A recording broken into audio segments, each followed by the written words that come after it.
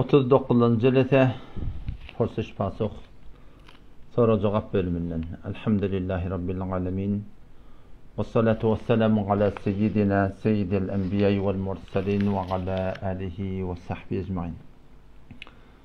Müslüman oğlum geçip barayan umur hem cemiden geçikecek hiç mi kalacak değil. Haber düşer falan kimse öttü deyip sırası söndü deyip günü battı deyip bu dünyanı koyup ahirete gitti deyip Allah rahmet etsin deyip dargarlar.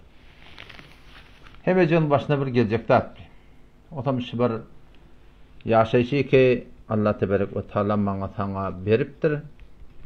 Şu yaşayış Müslüman'da oğlunun bir oyuncuk değil. Afe hasibtum ennema halaknakum abasa diye Allah teala. Gümanet yarsınız bizi yesizi bihudi yardım mukadip. وَاَنَّكُمْ اِلَيْنَا لَا تُرْجَعُونَ Bize uğurluk getirmer diyen gümanınızdan diye. Kebişek bizim başımıza ölüm gelecek. Buna hiçbir şek yok. Ve ölümle şek olmuş yalak. Münglerçe beraber onun göğünde şuna da iman yakınma ki bizi uğurlayıp diriltecekler. Ve Allah tebarek ve teala şol zati ki geceni getirttu, günleri getirttu, yağın yadırttu, kış tomuz güyd yadı hem ve zat çoğulne şu Rabbi ki Rabbul Meşriki vel Mağribi ve Rabbul Mağaribi ve Rabbul Meşarik hem medadın iyeti şol Allah tebarek ve teala'nın evine biz barıp bir gün durmalı olacak, cevap vermeli olacak. Otam şu taydan şol Allah teala'nın rezayeti direkli yaşamaklığın iki tane peydatı var. Biri nakt, biri nesye. Nakt şu dünyada, nesye o dünyada. Eğer bir dine uğra vatak, İslam'a uğra vatak, Kur'an'a uğra vatak. Hayti burada deyik ki Huday Teala şunu şeriat edip indiriptir. Şonu uğra vatak, şon bereketli Müslümanlık olalım. Önce dünyamı da abat buluyor. Hayti burada deyik ki deyiliptir. Olen ki senin aklımda gelmedi. Halaldan, haramdan, mekrudan, doğrudan, eğirden, eşitmellerden, şonu mendeş mehremden, namehremden, bolmollardan, geymellerden, tamam şu adları ki 24 saat yaşayışımda bir de bir şeriatın hukmu deyip edilmeye şu da Müslümanda olan bir kanun-u zindagi işi. Yaşayışın bir durmuşun bir düzgün iş. Şu düzgün ki Huday Teala bilen Peygamberimiz şonu bir de düzgün etip kök ediptir. O tabi şonu var yaşatak naqt dünyada Müslümanda olan bir %100 baktlı olacak. Hoşbakt bolacak, gününcek bir diyen. Yok. Onlara bolmasak da Müslümanlığın önce dünyanın betbakt edecek, ebedil ebed hem ahirette hem betbakt olacak. Ondan şu taydan talaşlan hemmeti sorular, cevaplar, namazlar, aradalar. Şun hemmeti şimdirekti ki biz dinimiz bilen tanış olaydı, dinimizden bilmeyen datlar bileydi ve şey doğru dinimizden o aytyan ne ola inşallah ne mi deydi? Amal edelim inşallah ki dünya ahiretin son bereketi ne olacak? Abat olacak inşallah Teala. Gayrı Müslüman da olduğumuz ne misal olurlar.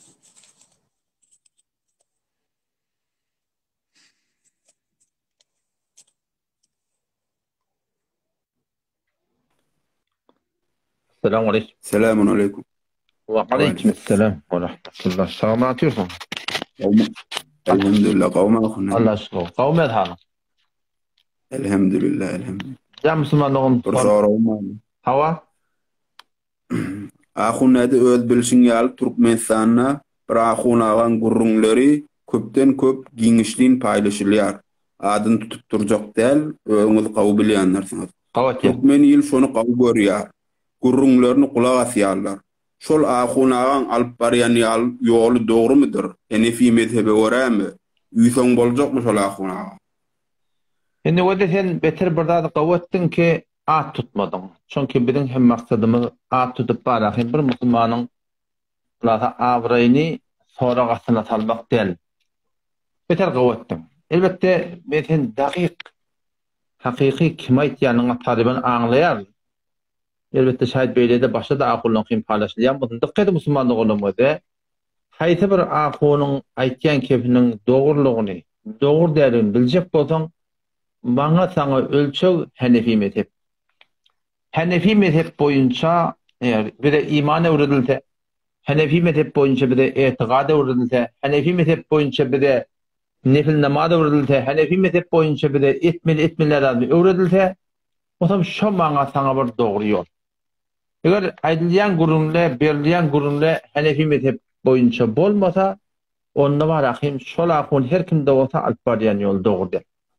Ýa-ni 1300 ýylynda Irak elhamdülillah we minne şu Allah tebarek we taala ummat İslamyň 4 tane mezhebi döredip şolar bir hak ýoly, bir dogry düzgün bilen Allah Taalanyň öz aýdanny Peýgamberimiň öz barahim mübarek hadislerinden maňa taňa şola mezhep etdirdiler. Bizim hem mezhebi şu arada şu Hanefi mezhebi ulemalary şubha gibi dehmet çekdirler.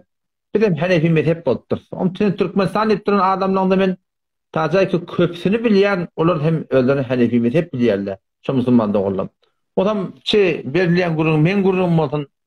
Başga bir akonagan guruny kulak asylýan bolsun. Şol aýdylýan gurunlary, berilýän gurunlary men tarapyndan ýa haýsy bir akonagan tarapyndan bolsa, şonu derňek görmekde gerek Hanefi mezhebi. Kaya şu aýdylýan gurun ewrilip duran zat, tälim berilýän iman, aqida, aýa Hanefi mezhebi bolarmy ýa mezhebi bolar diýen.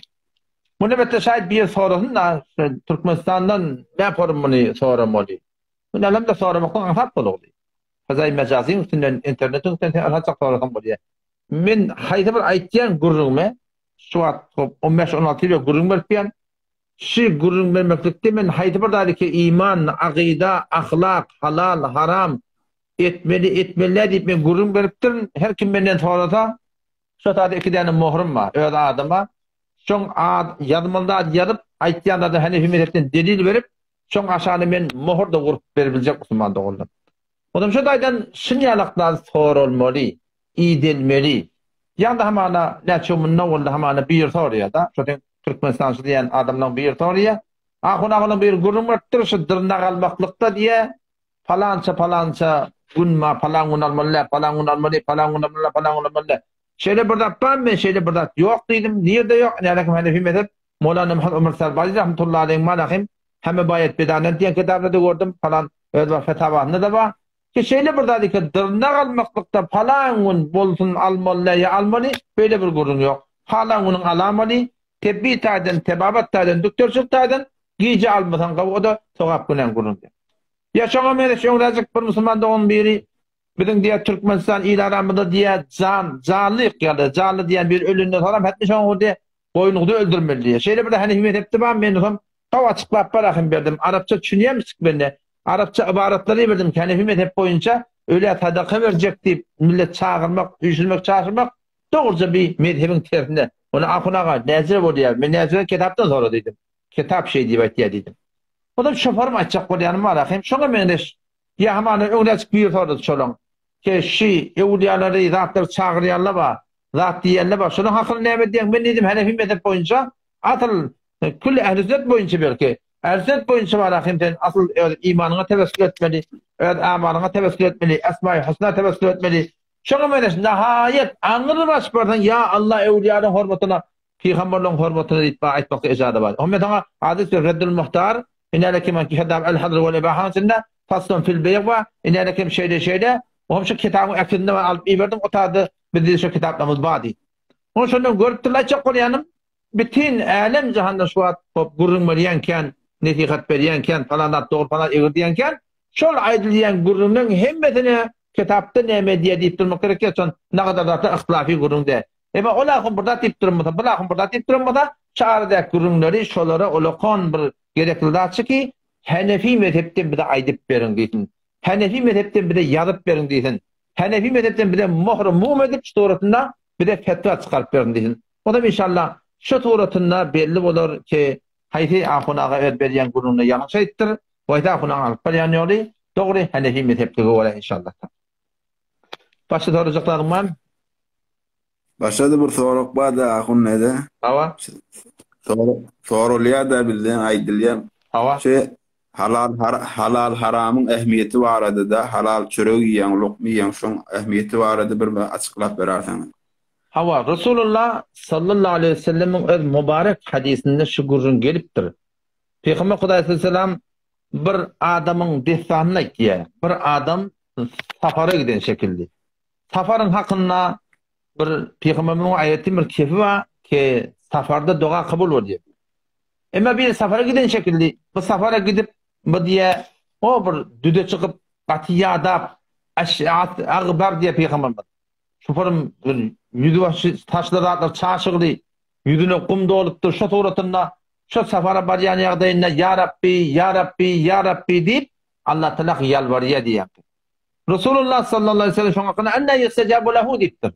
Şoňa dogaty ne yaparım kabul bolmaly diye. Näme tıka? Onu iyeni haram diye. İçeni haram diye, giyeni haram diye. Ne yaparım on dogaty kabul bolmaly. Odam şu daydan vakti ki bir adam hayda bir suratında öz malyny haram olsa, el o kollary bolar. Şolaryň içinde birçe damja peşe udamdyrdan, birçe dene bir gatra arak, şerap içki damdyrdan, birçe gatra şoňa gan damsa, birçe gatra bir adadyk şoňa tedek taşsa, şu bütün laryň haram edip de barahim, şu durşuna tuğ çıkarma bolşýarlar. Vakti ki bir adam Allah öz mamulatına haram olşýar. Mirasda ayallygynyň, erkekliginiň hakyny miras şodurna haram olşýar. Ara yıkıp şu tuğratynda barahim, öz onuň munyň ýerine girip barahim, öz ýaşaşyna haram olşýar. Şoparym reşvet alıp şoňa meneş öz ýaşaşyna haram olşýar. Derset riba alıp şoňa meneş öz ýaşaşyna haram olşýar. Haýty bir tuğratynda ýaşaşy haram goşulsa, şol adamyň Peygamber sallam dogat kabul bolmaýar. Belki barahim şu musulman şoň namaz hem kabul bolmaýar. Şoň aradyna kabul bolmaýar. Hacı da kabul bolmaýar. Hiç birden Allah Teala kabul etmeýär. Ondan şu daýdan Peygamber sallam şol hadisiň başynda ýa soňunda diýär ki Allah Tebarek ve Taala peygamberlere aýdan dadyny, şu iyi biçmeklikde, iyi biçmekden muhim bolşy, halal ýemekden hakynda Allah Tebarek ve Taala diýär, peygamber aýdan kebinne imanly adamlar aýdypdyr diýär. Allah Teala Kur'anda diýär, ya eyyuhar rasul, ey peygamberler, ey meniň peygamberlerim diýdi-de, Hudaý Teala bir intihab edip seçip barahym belirlenýär, bir dogry ýol getirmesi iýbelen adamlar. Ya eyyuhar rasul, ey peygamberler, hawa kulu minat tayyibati hawa wa'malu salihati. Allah Tebarek ve Taala arasadan in halalin ozam amaly salih edin Hudaý Tebarek ve Taala. Yani o araf demek demekdir. Soram amaly salih, soram namaz edipdir diye. Peygamberimiz şey diye. Wal imanladan orada Allah Teala ya eyyuhellezine amenu ey men adamlar kulu min tayyibati ma razaqnakum wa'malu salihati. Yani arafta jin halalin şu soram amaly salih edipdir. Odam şu daýdan haýty bir adamy ki o ýaşaşyna haram goşýanmasa, Hudaý taqqan ol haram ýygy, beki belli haram. Haram içki ki arak ýalak belli barahim haram. Ondan bärde ýan kaýdan naplan bilemem. Beherde öz ýaşaşyna haram goşanmasa, ol adamyň Hudaý taqqatan yani imansyzlyk içeklerine hiç bir şek ýok. Tawba etmek gerek. Tawba etjekde adam o dedi ýolşy. Tawba etjekde onun ýolşy ne miqdar ýaşaşyna haram goşulypdyr? Ne miqdar goşulypdyr? 10 milyon mi? 100 milyon mi? Ne çok goşulypdyr? Şol miqdary goşulypdyr, tawbaň ýürekden gynanmaly. Ya Allah orlap etjek diýip ýalbarmaly. Ha, ýürekden gynanmaly. Ya Allah barşa diýip barahim. Ýalbarmaly, orlap etjek diýip Hudaý Teala ähdi peýman alışmaly. Şu tuğratynda ne miqdar ýaşaşyň haram girenmede, şu haram puly ýaşaşdan çykarmaklyk gerek. Başardan burgurdan çykar, başarmanda ýoş-ýoşanmadan çykaryp da öz malyny şu tuğratynda halallamaklyk gerek yani. Ýoksa Hudaý Teala barahim bir okan namazımızdan birin hiç bir peyda bolacak değil. Hop, başka soran bolsa? Ahuna sonra eken yani wagt genel diyormayın. İnşallah sonra sorar. Bolya godu döne. Assalamu alaykum. Wa alaykum assalam. Assalamu alaykum. Wa alaykum assalam wa rahmetullahi ve berekatuh. Yargılara baraydı.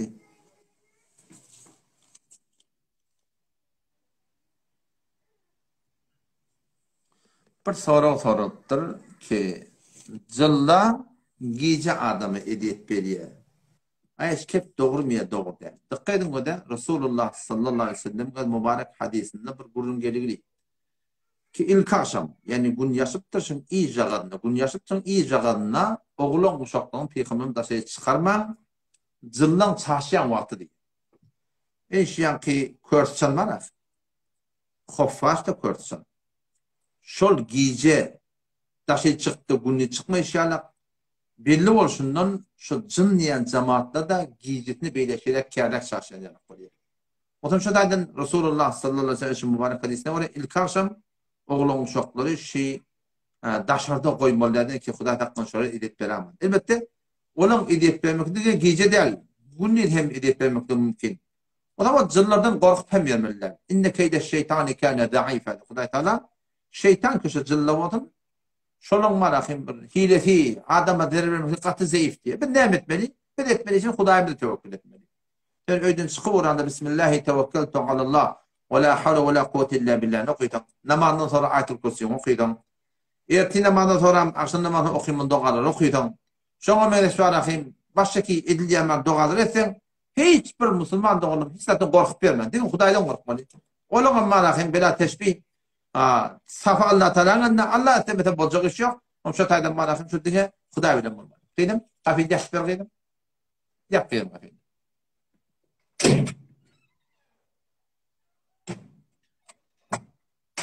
Kızgın suyu dökmeliye dökmeliler. Bu da kızgın suyu dökmeklikte bir güne kasık yok.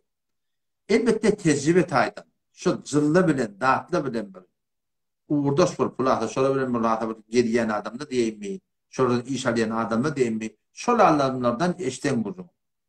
Ki şu kızgın suyu dökümünde şu zıllan dağıttan çağatı dağıtı böyle şeyde şu goyu vuran aktarlar. Şöyle bolup da şolun üstüne varasın storatını dökülse sonra şöyle canına yar olayan şekilde. O zaman şu taydan adet etmeli ödümede kılın dulat dökülen Bismillah diyemeli ki şun derer dağıdı inşallah taneme. Bizden ayrılır yani. İşte mesela bolya ki zılına başka bir şekilde bolup getir. Hazreti Ayşe radıyallahu anh hakkında bir tane destan öyle yaşay. Galiba fezaylı amalına vurdum. Hazreti Ayşe radıyallahu anh'a bir tane kara ilanıdır.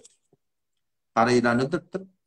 O zaman sonra belli bolup dursa zıllankımıştık.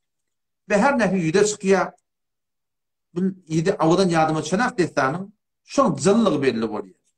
Onun sonra Hazreti Ayşe radıyallahu anh bol ilan bolup gettir. Şuna duralım bir ya gal Hazreti Ayşe radıyallahu anh bir tane hadis etiyor ki Peygamber sallallahu diye size spor şeyle yılanları öldürün demektir ya da.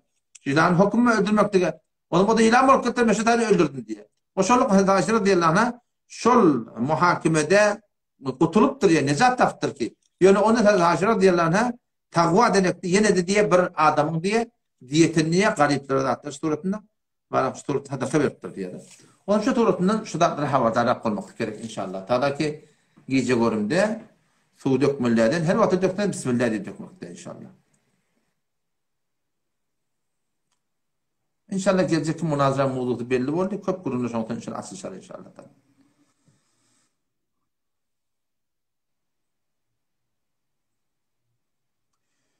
Sonra gidiptirler. Dehletin var, mesvak buluyorsun. Lesanlarının kanı mı da yok. Dehletin podunu yapsın. Eğer ehyanın ne de mınday değil. Yankı. Dişin kanaya da almayanın kanaya. Arıç kanlığı. Şun iradi yok diptir fokalama. Şunda dehet podulmaya diptir. Ya hamana dişin manakın yankı dehet tuttuğu kan ya mesvak bulunup arıç kanı itiyor. On tüy kurende kan arıcık köpse ak. Şunda da dehet podulmuyor. O da attırmalı. Eğer dengeden olsa ya dengden ken olsa onda dehetin podulduğu. Entecik manakım ağdına şaturatında manakım bir kanzat gelin bilen ya almaya buradan iyinde şun manakım görmekte bilen ona dehet poduluyor deyip hüküm edilmeye. İradi yok yani şunun. Hava. Bu taada da bir Müslüman doğunun bir sonra elbette bana ediptir. Tədinin kutlu olsun deyiptir. Dikkat Müslüman doğunun da bir Müslümançılık boyunna 12 tane ay var. Muharrem var, Safar var. Rabiul Awwal, Rabiul Sani. Cumadil Awwal, Cumadil Sani. Şaban var, Ramazan var. Ondan sonra Dilqada var, Dilhacce var. Şevval var. Şıl 12 ay var. Dilhacce var. Şu torutunda 12 ay var. Birini aslında tüne aydadım yani. İslami taydan, dinimiz taydan bidin yılmız haçana olur diye Muharrem. Muharrem Müslümançılık yılın başı. O da bir Novruz diye keşfat, Novruz diye koyuptırlar. O şurada yılın başı diye koyuptırlar. Müslüman doğan bidin İslam dinimiz bidin, diyanatımızın hiçbir değişikliği yeri yok ki buna tədil diyer yani. Buna bir bu. Yükülen kıyına hatta sizde bir köpeğini biliyor musun? Benim şunu biliyen keşen Novruz deyip sizde beder deyip, şimdi ben işte arada ceşin tutup yine burada edip, şu din İslam'da kıyınan taktı etker. O zaman şu daydan tədilin kutlu olsun, Novruz'un kutlu olsun. Ya Huday taptadın bazen beni yanlış barakayım ehl-i sünnette hop, O gayretler öldür ayıp bilýärler, zat bilýärler, biz olan fıkh bilen gurulmy diýok. Olar öz düzgünne göre ýaşaýarlar. Ama biz ehli sünnet boyunca muňa bir ayıp diýmekden biz ya bilmeýän ýylyň täze ýyl diýipdi. Bizim täze ýyl näse bar öwde baýany bar bolmak bar. Ya şoňa men şoňa musulman oğlum täze ýylyň gutly bolsun diýmekdik bi kullen ehli sünnet we cemaatyň tertibinde otam şu taýdan bidatlardan tawba etmek gerek. Bir täze ýylyň gutly bolsun musulman dogan aýtmaşyn diýip. Şurat ehli sünnette ýok diýip aýdym. Yok da dünyanın nemin ulakon ulamağının bir gurunu işlemde ki neme diye şu at diye Türkmen ilahını yok mu oldu diye ne Cuma mübarek olsun. Cuma'nın mübarek olsun. Cuma'nın falan olsun. Müslüman da olsun. Şu da yok da. Eğer bir hayri bağ olsa Hudaý Teala Kur'an-ı Fes'te hayrat deyiptir. Hayırlardan yana deyiptir yarış verin, musabaka verin deyiptir. Şol hayırlara sahabalardan koyan adam yok. Peygamberimiz başta sahabalar tabi'in tabi'in. Arka Müslüman doğulum, şöyle eğer bir zatı sogap bağıda, diyanet yüzünde Müslüman doğun, şöyle edecektir. O zaman şöyle Cuma mübarek olsun da, ehl-i sünnette yoktur Müslüman doğun. Tədiyini kutlu olsun, yayını burada olsun, şoňa menes yoktur. Hazreti Ali radıyallahu anhu'dan şöyle İraniyle deyiptir, muğa Nowruzya deyiptir. Nowruzyalı.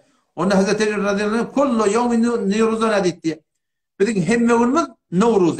Nowruzya täze gün deydik da, ya şun çarşamba, şun yekşembe de ýaty täze. Döşembe de täze gün. Her gün täze gün Nowruz. Her gün täze gün. Bizim hemme günimiz Nowruz musulman dogallam. Adam şu tane bu dağdan işte görýärmi çekeli. Öz ehli o cemaat şartçumy saklaýly. Evet başdaki hemana ol musulman dogallamyky ehli sünnetten gaýry bir teoriýa ýaşap ketmeýärler. Şeýle burada da aýtsalar edep ehtiram aýdan aý falany. Bizim fıkhymyzda şeýle bir zat ýok. Haýyş etýän bizim de tyle hormatymyzy raýat edin diýip. Çünki bir hem manahy hop şunu bilen şu jamady ýaşap ketmeýär.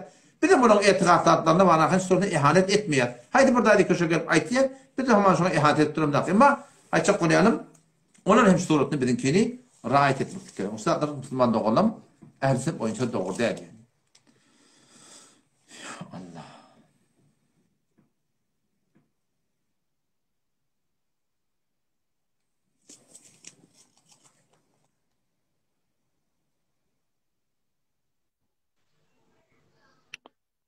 Selamun aleyküm. Selamun aleyküm. Aleyküm selam. Sağ mı atıyorsun? Aleyküm. Hafız sahip kavmi yasmullah. Armallah kuvatta. Kavmi adhalam. Elhamdülillah Hudaýa şükür. Hafız sahip bir haýynden, bir de münafıkdan, bir de şu töhmete gıybetden bir aýtsaň men edagy wagt aljakka başga nowa duranna badyr. Münafık ba, hain mi başa? Töhmet zanende, gıybet konende. Men şulan hakkında var, hem beren gurumlem ba. Şular goýup berýin. Münafıklar hakkında, hıyanatkarlar hakkında, töhmet durma hakkında beren gurumma, şoňça istoriyet goýaýyn. Näze masal? Bir tikejiginde bir aýdasaň memnun boljak. Men çykýan Allah kuwat bersin. Boldy inşallah bolýar. Assalamu aleykum ve rahmetullah. Bir ağazyň aýdaga da bolýar. Wa aleykümselam we rahmetullahi we berekatuh. Wa musulman oğlum. Münafık diýip iki ýürekli adama diýdi. İki ýüzlü adama diýildi. Peygamber sen bir mübarek sözü var. Ki el-munafiqu münafıkdan çürüp gittir 3 tane alamat bar etdir. Başka bir hadiste yine bir tane var ahim alamatı diýär. 4 tane alamat var diýär. Birinem ide haddese kedibe. Her wagt keplerini näme diýär? Keplerini diýär aldy. Yani Türkmen burada näme diýär? Yalan taptı doğru keplerler. Her wagt aldy. Kâde bir bilmeýän dinde yalan gelmekde. Ida haddese her wagt iki keplerini kedibe. Ve ila va'ada akhlafat. Her wagt iki wa'de berýär. Pul alypdyr. Alamat berjek diýip duýany wa çekip du algy bergi mamla. Oňa da wa'de hedurmýar. Ve de temine khana diýär. Amanat da goýlata ya namus hem haýa goýup kilipdir namusyny habardar bol diýip. Ya şoňa mala bolsun, jana bolsun, namusa bolsun näme diýär? Hyýanat etýär. O bir hadise diýär ki her wagt ki gahar gelende diýär, sevgi diýär. Her kimde şu 4 tadyň alamaty detkenje görünse, keplerine ağlamak bilen. Amanat goýulsa hyýanat etmek bilen. Sözünde durmak ýok. Ağırda paýiş tewmeklik bilen. Fi hamşul adam var akhim Peygamber Muhammed'in içinde ola halit münafık çokulay taqqat. Yok böyle de kede hakitwa burada bunna va onda yok alamat alamat yok o da. Ol Hudaý taqqan şunda bir alamatın nifaq ba. Mun haqqında tövbe etdi va örni islah etdi. Hıyanetdeki belli zatta. İnnallâhe la yuhibbul hainin diye Allah Kur'an'da. Allah Teala diye hıyanet etkenler kavurmuyorlar. Hudaý Teala'nın gözünden çön adamlar. Eger şu hıyanet haýty bir zatda mallı bolsun, canlı bolsun, namusda bolsun, ana medlenýär bolýar da hıyanet diýen şol ýeri bolýar. Bir ana medipdir şol kapdan hıyanet etse Allah tebarek ve teala kavurmaýar näme wagty bada Hudaý Teala kavurmaýar diýip aýtýar. O da şu bilen tövbe etmeýän gitse ol adamlar ýerinden imanly gitmekde gaty kıymeti yani. Töhmetim ki Hudaý Teala bir adamda birda bab ota aýtsan gıybet bolýar. Ve eger bana hemşe toğratında aydınladım onu yok, bu da töhmet bolýar. Töhmet dursa bir adam, Hudaý Teala'dan erti kıyamet günü şol aýtýanlaryň öhdünden çykyp bilmese ona cennet yok diye Hudaý Teala. Onja daýdan haýsy bir adama Hudaý Teala bolat diýen bolsa, şoňa bagışly diýip aýtmak gerek inşallah. Ja musulmanlygyny tesmeşdiýän. Selamun aleyküm. Wa aleykumselam. Salamat ýol. Elhamdülillah. Haja hunada ýaşy maly ha. Elhamdülillah gowum elhanım. Ja musulmanlygyny sorun muhaýda. Elhamdülillah. Awal başda özüme taň ýakar berýän şu merdimin dini soraglaryna şeýtdir. Roşan geriýet durma Allah uzak ýaş bersin. Haýş etýän Allah kabul et. Kilenjiden Hacı Qasım Ağun näde Allah ömürlerine bereket versin bir tarihte bir haber şu kazay mecazi de yayrat ki mesela bir olukon hayra sebep boldu inşallah Ittihad-ı Türkmen malada. Hawa. Inni ajağın näde biz aýtjak bolýan zadım inne Hacağın näde Qasimi benne Huda şeýtip zähmet çekip kanaldan aýdypdy. Ýöne bizim islemde şu ki başga da näse dawasy oglan senden şunu tagazat ýeş Hacağın Nasiri ve Hacağın İsmail Kuçeki şunu da bir öz kanallarından elan etse bir haleti resmiyetligi bizim göwnümiz hoş boljak diýdi. Bir dost oglarlar da şunu tagazat ýeş şunu da bir demese kanallarına bir elan etse şu oturuş öz dilleri beren ýa ýazyp bir haty beren bilakara. Hawa twagan sen aýtýan adamda maňa falan adam şuun deňde urdy. O men şolaň deň urullygy direkdi, Hacı Qasym Ahun taýyry bar ahim, men deň burdum, jaňlaşdym, telefon etdim şeýle taýyr. Şol awwal gararymyz şeýle diýdi. Awwal men şol başda Mufti Merdani sahip bilen bir live goýdy, şeýle bir teýýardy. Şonda da bar ahim şol bir islegin birisi ki her kimi ki bir oturuşa gelmeli bolsa öz pejinde şu önüne değişik kanalı bolsun bir iki kat yaptım dedik. Näme dedik şeýle ýat dedik demek. Ondan şoň Hacı Qasym Ahun taýyry men gurunda şolamda şeýle bir isleg bar. Awwalda şeýle tekende edipdim, tende bolýar diýipdim. O da bolýar, şoňa bolsa ýan dogry diýen gurun. Şo diýdim şolara aýdar dedi, olar da inşallah ýadarlar dedi. Allah näsip etsin inşallah. Ewrakdan ertip bolar, buyrum bolar. Şolardan tagaza şi, kemçinan ki benim Mufti Merdani ortak geldik. Bulataçı bir agdy birlikden çürüm bir doğru netije yetipdi şi Türkmen ili bir Allah'tan näsip etdi. Agdalyktан çykylmadan çürüm barahim öýle aýtjak sözmi aýdyp barahim öýle bir kökölüp soruna kepledik. Şolardan da tagazamy şi kepdetille. Keplemede öýle kampejinne öýle kanallarına suratyn iki kat şeýleşemen falan akun falan hüjraňa akdy şeýle men şahsen öýdüm aýtýan kimen oturşmakly diýerdi inşallah. Şuradan tagaza edildi. Qatmağın tahsil inşallah. Ona tagaza edildi inşallah yadarlı inşallah. Bolýar, salamat ol hacı. Bolýar, goýdum döneň, Allah ýarar.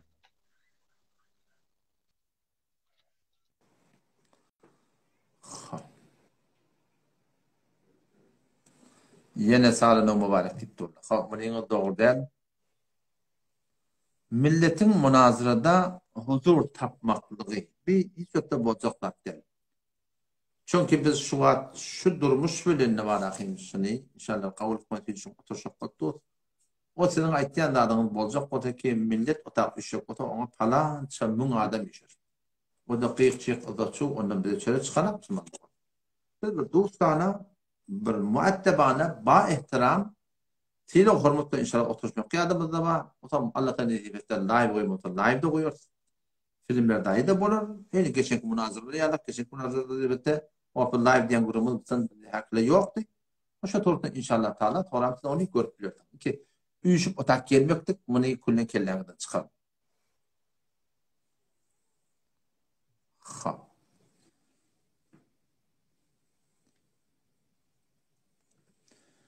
Ekoye arusi toyda bant balangu, hakikat ses çıkaryanlar var.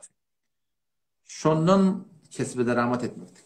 Eğer sen bandını, şol balangu'nu, şonu sen bir toyu berýänmeden köşede de ulamaly gurrun berjek. Ya ama kafiyanda bir sesi ýokyran birini goýaly, hoş geldin diýip. Şoňa berjek. Ya şoňa menes bir haýry istifada boljak bolsa, haýry peýdalanjak bolsa, sen bereniň hiç bir ilacı ýok. Emma ýok. O taada bir dengur-dungurla, qyýkçykla, raqsa-raqqasyla, oyun çıkarmalı, dağıtla, sen de şoňa berjek bolsaň Osmandyň, sen de dogry şoň günähine şerik bolýarsyň. Çıkaran gadancyň da halaly.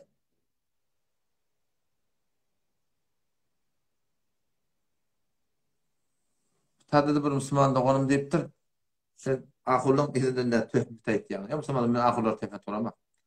Dokun açdan habary ýok diýe bilýän. Şu an şimen pejim göden. Otam şol puşa kısmatları göden cevabiyele vardır. Cevabiyeden göden ne? Cevabiye da. Önce kadar diýipdirler, şoňa jogap beripdir. Otam biz hiç ahuly töhmet durumda.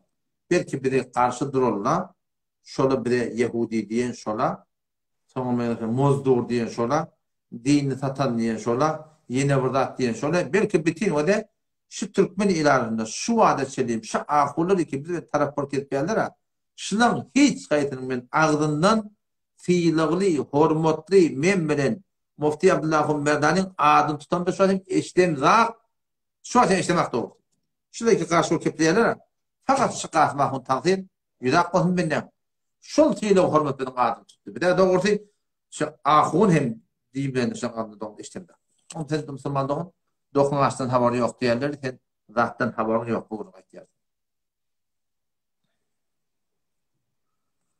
Bu qeýdinde veswasyň hakynda.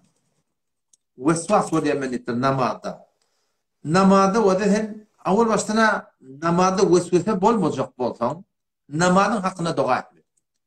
İbrahim Aleyhisselam, İbrahim peygamber olup Rabbi cealni muqimas salat ve min zurriyyeti deyip şu namazı qawturda yerine yetirmekdige oğlum şonun bir suratında var ahim bir namazlı bolmakdan var dua et. O da şu daýdan awul baştan namazda dua et. O da bu kere sen namazında bu size bolmajak bolsam namazını düşünüp okuyma. Namazını düşünüp okuyma. Bir de gözüňde şol tejetçek geredik ýardymda. Namazda gözüň näçelik dikilýe. Dikkat ede. Şeýle dukan elini tejet çekýär ma goýýar. Ruku edende ya aýagyň ucun ya topuň goýýarsyň. Tejde edende burnuň ucun goýýarsyň. Oturanda ikiniň army goýýarsyň. Adam şu da atda heňma kem wetgete bolmasylygyna sebäp bolýar.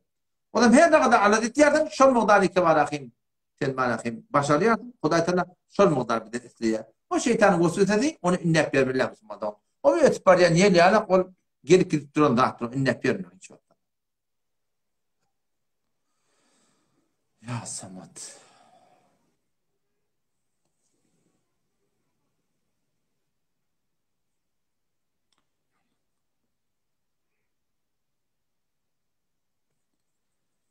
Bir neferi gelmeye icazet. Gelin elhamdülillah. Selamun aleyküm.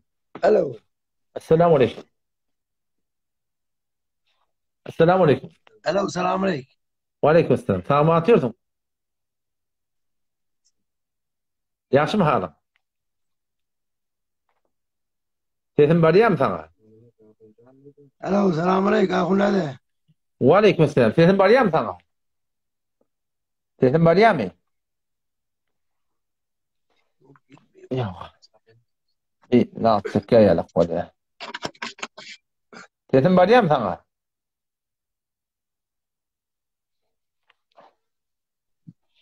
Selamun aleyküm. Alo. Selamun aleyküm. Aleykümselam. Sesin bariyar mı? Ahun nerede kurun mu? Qav elhamdülillah qav. Sana mı atayım böyle? Sesin bariyar mı sana? Yok gelmeyiz o ki katbesel oluyor. Hop, onda sen. Sen bize icazet ver, sen ki bolman no. Bolman no sen ki. Hop, Ağarıza eserinde de gelecek yalak kolya. Ağarıza eser gelsin.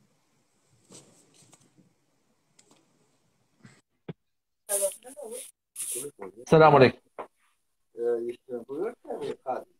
Esselamu aleyküm.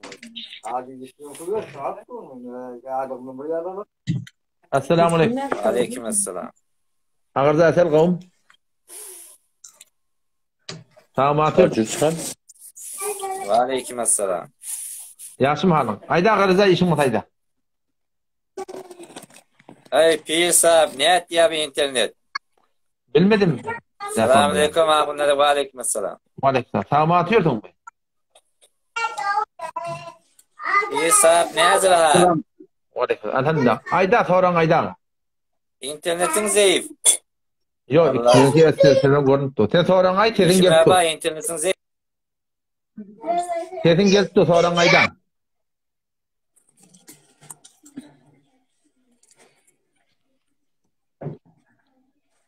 Sesin var ya mı?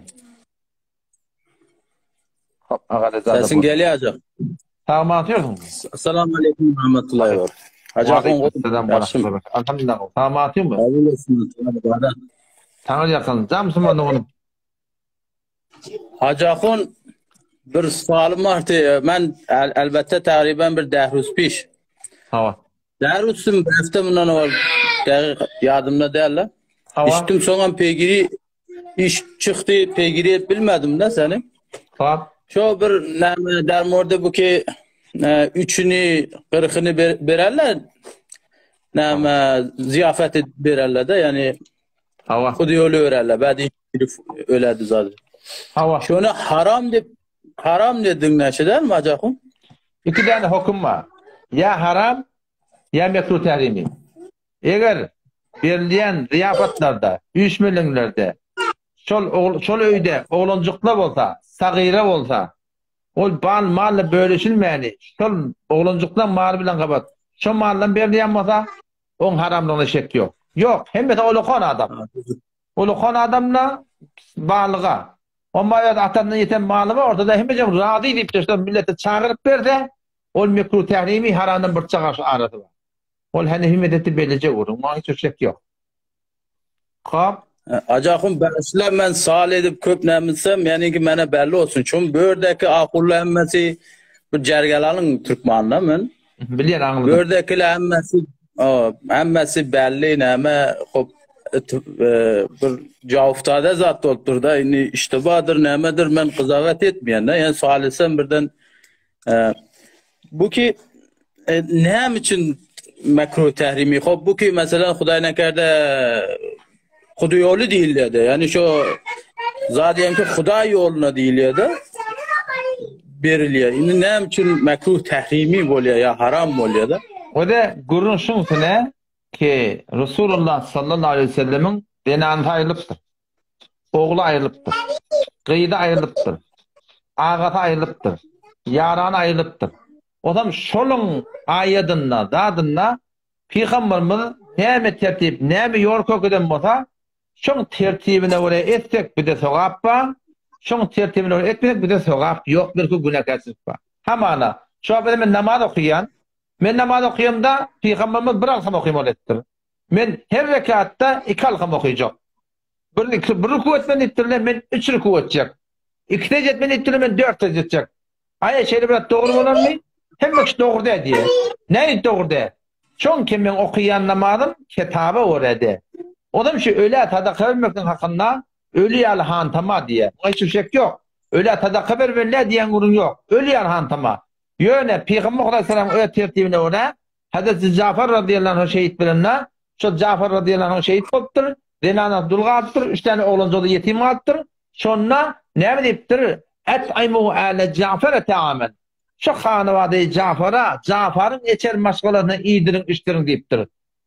Yani şolara musibet şöyle, iyi biçmen bilen akla, şolara iyidir iştirin deyiptir. Peygamber'in ne şey deyiptir? Öyle şimdi yalak, afay, ayın 14'ü yalak, hanıvadı Cafer'in geçer maşgalarını iyidirin deyiptir. Ama bu kun Türkmen ilmemet ya, bu kun Türkmen il, şu hanıvadı Cafer'i millete iyidirmeli deyiptirle. Ya hanıvadı Cafer millete iyidiripti.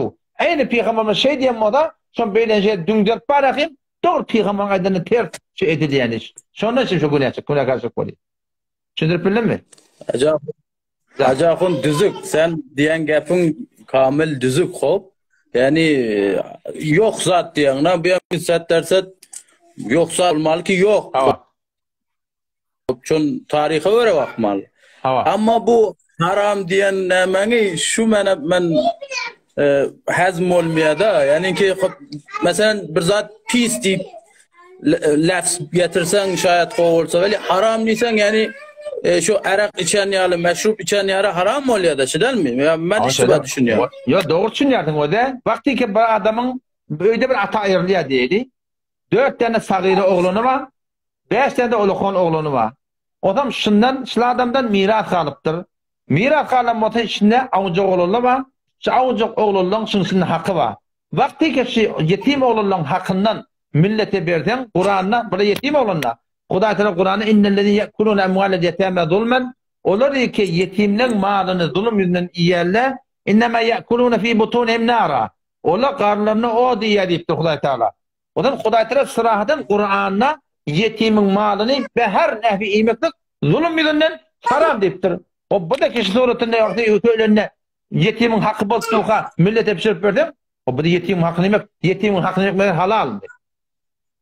Yo Hacakun haram. Ben fakat bana açık olsun diye. Ya aybi biri bir kardeş öz cüğünden öz cüğünden ullu kardeşler amala sen atasının mahallal öz cüğünden gelip verse şoya haram yani şu lafz geliyor mu? Yok işte şu mekruh tehrimi diyorlar. Mekruh tehrimi diyeni haramı oluyor. Bir çakaş arası var. Ne mi deyip bu da? Sadece bunun da şu an ben vakti okuyan namadım. Evde aradamız var. Tutyan aradam. Anında haç var. Ettiyen hacım. Vakti kitabı oraya bolmasa son Huda Teala kabul etmeyen olsa senem ki ağa başı olup durdun. Haysi bir öyün başı olup harzın men götürüyen deyip durdun. Sizden ettiyen harzın kitabı oraya da kitap sonra hüküm verdim men veremem. Sen bana direkten gelsen bana telegramdan gelsen İbrahim men hüküm veremem. Hanefi meden fukahalar hüküm verdirler. Men ölçüyümden aydama ol. Peygamberin aydanına ters namaz doğru de. Peygamberin aydanına ters arada doğru de. Peygamberin aydanına ters namazın dehret doğru de. Peygamberin aydanına ters nikah doğru de. Her bir de Peygamberin aydanına ters olsa doğru de. Bu da doğru de şeriat hüküm verme oluyor. Şuna mekruh tehrimi edip. Tuzuk. Vallahi inşallah. Sağ ol. Elim. Vada. Selamun aleyküm ve rahmetullah. Aleykümselam. Ve rahmetullahi ve berekatuhu. Söylemeden şufarı düşünecek olan adamdan onu konulmak da. Onu konulmak.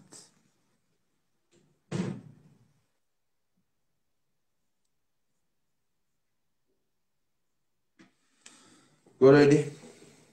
Başka kim geri biliyor?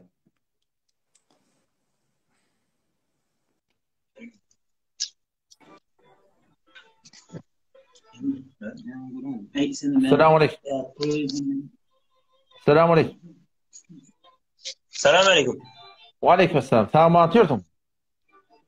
Uğdaş hacamız olma bersen. Elhamdülillah. Zamtımın sonra mutayda. Hacamın bersen ben bir 20 orunda bir sualım vardı değil mi? Hava? Bizim bir yerimiz var hacamın ben bunu bir koyuşumuz da mesela bir hemsaye. Buna iyiye çıktı da. Bak. Ben kulli umumen biledik ağa şu yer mesela biski de gane. Bak. Ava ben ayrı bir 4-5 nefer bir yaşlı mesela bir ahun adam bir alim adam şu muhre mescidi uruptu hala mesela şahit çıktı kağa mesela şu yer şulanki de. Sizinki deyip mi ya onku deyip mi? Onki deyip de mesela o tarafki deyip de. Hop. Ava mesela o şunu istiba imza yine falan bu yerin bizim elimizden gidip de. Şimdi mesela bu dünyada şunun cezası ne yapın jormu ne yemede şunun? Şunu bil cevapta bizim. Hava şol Reddül Muhtar'da bir gurun ne diye ama o tadı gurun şunu sene bir yer var yerin üstünde dava oluyor davalaştı qadi demet diye son bir zahra ve hükmet yasa zahra ve hükmet parakim başka bir yerine beriye oşa turatında yer onko oluyor ama bir yer ona halal oldu de eyni şu gurun peygamberin yanına borttur bir Müslüman bilen bir Yahudi davalaşıp geliyor Yahudi yeri dedinin yemin Müslümanın dedinin yerini eğlentir diye. Müslüman geliyor ya Resulullah diye. Şimdi dedemin yerini alır diye. Men diye o dedemin yerini diye şöyle eğlentir diye. Adam Peygamber'den Müslümana diye alel beyine diye. Han delilin diye. Han şahidin diye. Onun şahidim yok diye. Ona şahidin bulmasa arkan kamçı diye. Ne mi diye? Sen töhmet tuttun mu diye. Onu ya Resulullah diye. Hi ardı diye. Şiir menkıcı diye. Dedemin yeri. Men dakik bilýän şun kılıgyny. Onda Peygamber Hudaýsam ya delil getir, şayet getir, ýokunda arkan gamçyla diye. O şu gurrun bolupdy arada Peygamber bir kep aýtdy. Her kim bir çagaş yeri nahak alsa, erti kıyamet günü şu yarışı etekten yere karşı bir karşı çolak, şu nahak alan adam boynuna çolanacak diye. O Yahudi, Müslüman bulmadı kıyamet anını ya da kafirler. Sonra şu kepi eşitip, korkup ya Muhammed yarışın kıdı diye. Sonra Peygamber Hudaýsam şunu bir tede diye ki dedim muhtelif adamla men yanıma geliyor diye de. O men ne şu tarafında dili varlığından burada atança Peygamber'de ilmi gaybi yok. Yürekten haberi yok. Men şu zahire bir hükmet diyen. Ama eğer nahak bolsa, erti kıyamet günü şeyde burada başa gelecek günü hiçbir şek yok Müslüman. Ben bu şu Cezayir'de dedim şu yer alan mı ya şu saat çıkarlar mı ya? Yer alan adam, yer alan adam, şayet bulan adam, mohr vuran adam, her bir tosun hüküm bulan hükmeden adam, şun hemme şu haramı koşuşyarlar. Birbirini bitirir. Sağ olacağım. Allah almasın. Böyle. Sağ olacaksın. Allah almasın. Sağ ol. Assalamu aleykum ve rahmetullah. Ve aleykümselam ve rahmetullahi ve berekatuhu. Müslümanım, sen tetim eşdiyen mi? Tetim bariyem sana? Assalamu aleykum. Ve aleykümselam. Tamam atıyorsun. Ahun dedi kovma abi. Elhamdülillah. Zam Müslümanım. Ayda sorum mu? Ahun dedi sen tesbirin gelen aklın tesbirim geliyor mu sana? Yok senki gelen ak. Tetin geliyor ayda ağa. Tetin geliyor. Tesbirin gelen ak. Ayıp yok. Tetin geliyor ayda. Aa. Ve men doğanımda navaya sıptır. Hava? Ondan sonra şey hemsayeyle bir çık dil getiriyor olmalı. Demeden çürü? Ay, vezemeden çürü dil getiriyor olmalı. Kendi kepteyle olmalı. Ava. Göde gitindip mi? Ava. Onu işe antat da kıyınlaktı da namazından sonra 5 şut namazdan sonra Ayatul Kursi'ni okuyordun. Erti namazdan sonra Bismillahillezî la yedurru ma'a ismihi şeyun fil ardı ve la fis semâ huves semî'ul alîm. Telegram'dan gelmene ben bir şey okuyayım duaları öyle değil. Hiç kimse değer vermem inşallah. Arkayım. Böyle mi? Telegram'dan peygamber men inşallah duaları iyi vereyim tamam. Tanıdın mı ahun neden? Sesin Salahattin kocamada mengreş. Berekellah. Tesirin gelen ak. Ben tesirin vurttum sana tesirin gelen akım. Senki de bana gelen ak. Bolu Salahattin can. Bolu elin arma sağ ol. Selamun aleyküm. Selamun aleyküm. Paraylı sorular. İnşallah bular. Bir yerde koyarsın münazara ki internet kavgasın. Musafirçilikte niyeti, namazın niyetini ne yaparım etmeli. O da şu an adli surutunda da niyet kılım okuyayım ben öğle namazı 4 rekat pardon diyen değil mi? Şu tadı eynin şu niyet kılım okuyayım öğle namazı 2 rekat pardon diyen. Musafir namazı demek gerek ki. Çok edin şu tadı sana buyurun öğre şu 2 rekat kılmak. Aynetin bir zat yok arada.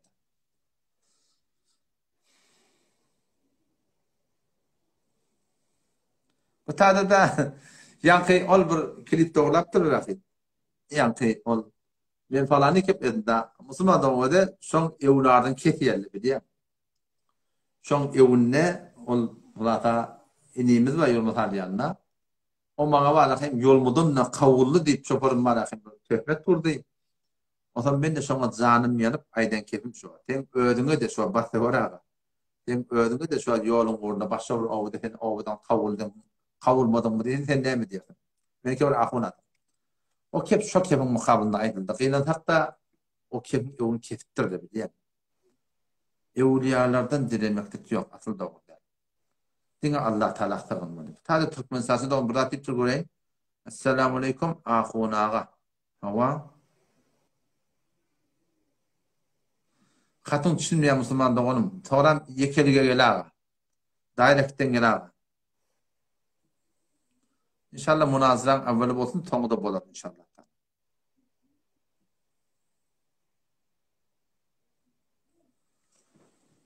Diyanata teessüp etmektik adamlar bir yakilletiyem ve daşaltiyem deyipti. Diyanattan gayri şu din yokluğun da aradığında ağırlık yok Müslüman'da olur. Ukrayna, Rusya'nın oraya deyim. Ağırlık her yerde var. Hudaya oraya yazacak oraya.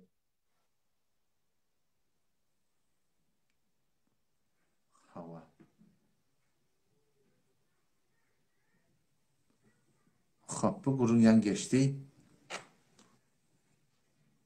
Oraydı. Tarihinde gurun yanı onu aytıp verdim. Bolur inşallah garabi vakt bolsa inşallah çeşim tende gurun götürür inşallah. Çeşim ağay tanıtma. Çeşim. Bolur inşallah. Tabi edin. Dikkat edin o da kâti mescitlere var ya. Benim öz mescitlerimdeki yok ki. Şayet bazen eştiyam o da Huday hakkında bu da olamadı. Kâti mescitlere var ya yolun mescitlere ekil var. Nemet beni.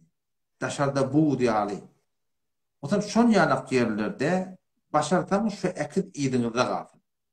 Evinde durmasın, tağında durmasın, soğunda durmasın, idinde durmasın. O da bolmayan masa şu ekilin içine birden örtün, şeytan namazı. Ha, bolmayacak da bolsa o kaptarağı çeri yok, tadı darang diyelim. Bunu yapmasa da şurada oturmuşsun yine rahat okuyun.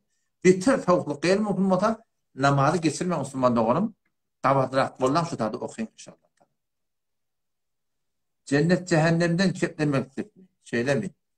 Hop, cennetin hakkında her şeyi gurun koyuptuğuna inşallah yine koyarım var ya. Dikkat edin, bir adam düğünün de bir tanık zaman onun öyle geldi. Tarafın dedi hayırlıktır. 4-5 tane doğum. Tarafın baş doğunu hem de iyi oluyor oturay. Bir vakit ortam marakim hala kektar ver. Ona bardak bir Müslüman doğun bir ketekin var. Dedenden yeten mal ağa yetmiyor. Dedenden yeten mal şu kunnoktaki oğlunun ta 70 yaşa deden yaşamlı oğlun soruyor. Hem beni bileceği diyor. O hiç kim hakkı değil Allah. Hem kişinin hakkı olur. Yani hiç kim hakkı değil. Birinin hakkı yok ki hep de var. Birinin eyleni gal hesap vermedim. Bu doğrusu bu adam haram et bir adam. Malını haram koş bir adam. Doğun kardeşim bet doğan at bir adam. O adam akın görmüyor musun bana onu? Akın görmüyor o adam. Allah bir. Ola her şey Eydin Novruzime oya doğurdu. Doğurdu kullu bu da. Vahhabiyetin hakkında kepet ettirle. Vahhabiyetin hakkında soruyor koymanın o değil. Yoğuşu koyup var ya. Ben 7-8 yılda Vahhabiyetin hakkında gurur verdim. İnşallah şunları koyup. Burada şey yankı şu Ağa Mehdi hakkında mükellef var ya ne baba zaten ne kadar ne diyelim. Ne kadar bir şu Ağa Mehdi hakkında mükellef var ya ne? Şu da Vahhabiyeden hakkında. Şu Vahhabiyedeki Vahhabiyede de Türkmen tadırgın taktıba. Şu Vahhabiyeler şola. Şu hakkında gururlaşıp var ya. Gururmet var yani. Yani iki de gururun hakkında kalıqlı. Bir de beydimekten akıl gelişmiyor Müslüman doğumda. Vahhabiyet birden iki bir karşı dost şuna. Huday kadın. Bükümünde. Bir var diye değerletini maskara et diye. Değerletini diye Türkmen dilini hem demek maskara et. Türkmen sahasında onu düşünür yani. Değerletini oynak diye. Değerletini maskara et diye. Resulullah sallallahu aleyhi ve sellem'in umumda Türkmençiliğimizde enen hakkında iştiyatda. Enen ayağına asan cennet ba. Peygamber Kudasan bir geliptir. Ya Resulullah enen hakkı koyan demi atan hakkımın enen soran diyenen enen soran bir de enen soran atan deyiptir. Biz işte köpmen şidat diyardımızda. Hani ki Resulullah sallallahu aleyhi ve sellem'in de atan da hakkında ayrı kepleri var. Peygamber Kudasan diye atan doğatı oğlanmışın hakkında eyni Peygamberin doğatı ummatının hakkında diyor. Şimdi bu işin doğa. Hayır doğatı da baktılsan inşallah. Bet doğatı da öyün yıkıpet. Peygamber Aleyhisselatü'den başka mübarek hadisine geliyor. Ata diye cennetin işinden bir ışık diye, cennetin kapısından bir kapı ya cehennemin kapısından bir kapı diye. Halatan diye şu cennetin kapısını sakla, yokumda diye yık diye. O zaman atan gevni demektik nahak ya behak da olsa atan gevni demektik hasbı diyor. Her kim böyle bir işe Huday hakkın, onlardan Huday tanın gözünden çıkar Huday hakkın.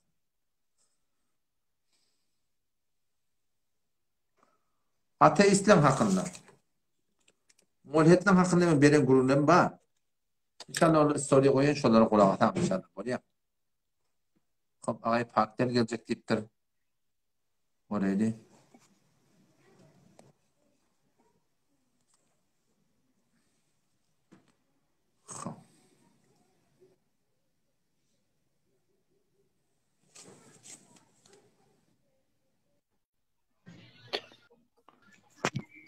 Selamun aleyküm. Selamun aleyküm. Ve aleyküm selam ve rahmetullah. Ay bakta kavum. Ben başarım mağatın kuşimi. Tamam atıyordum. Hacakun Elhamdülillah kavum. Kavum edhal. başta olacakım. Netim? Kavum elhamdülillah kavum. Netim işlemen olacakım. Ya men netime kavum ben öyle tesvirim öyle önüne ama ayna yan. Ben netim kanatım olacakım. Zan? Ken derhas dedim bolman otuyacakım. Yo men şu yap bastım. Şu yap bastım şu atta geldim. Ava. Hacakun bir sağlım fakat bir neyse sağlamaydın hala bir muğun netim kattı o da ken netim olmanmışım. Ha? Hacakun alan ömür arada da. Hava? Bir nemun suat mesela oğlum aydı oti ne diye hatımda tatnalıp olmayan diye. Şimdi ne nimetleri olur diye. Bir nemun öğrentir da eliyle hatmalıp. Şeydi. Ve de Bu ne nimet bekliyor diye. Masatsan. Bu ne yok başka bir. Ve masatsan ve de gözüne dönen başıma dönen. Pula hem bekşe gerek. Yönü halal emedi. Ve de hatım satın almaklık. Men diyedeme hatım çık demeklik. Bilmeyen yeni vrat demeklik. Şılak atıl gerek görün diye. Ne gerek görün diye biliyor. Hemen şu ve de vakti ki men namaz okuyum da. Kur'an okuyum da. Arada tutum da. Haydi bir hayır edemde. Şimdi ben togabın bağışlamaklıkta bir adam niyeti değil. 10 adam niyeti değil. 100 adam niyeti değil. 1000 adam niyeti değil. Avval ata, avval ahir peygamberimiz. Hem peygamberler. Heri erkek, tamam imanlı erkekler, Müslüman, dini analar. Ölüp türlüye diri. İşte hem ben niyet edemde. Şuna bir niyet edeyim, hem ben niyet edeyim. Vakti men bağışlamaklığımda sağını kendilmeklik bilen sogap adalmayan bolsa, şolara ad yetmeyen bolsa ne manası var men sogap bağışlamaklıkta bakışılık edeyim. Düşündürüp bileyim. Men şu Kur'an hatmedeyin. Men şu namaz okuyup sogap bağışlamak kolayım. Men şu sogapını 10 adamı bağışlayın. Avval ahir hem imanlı adamlara. Diğer öyle bağışlayın. Çünkü sogabı hiç kime kemirmeyecek. Hem benimle barabar ya diye.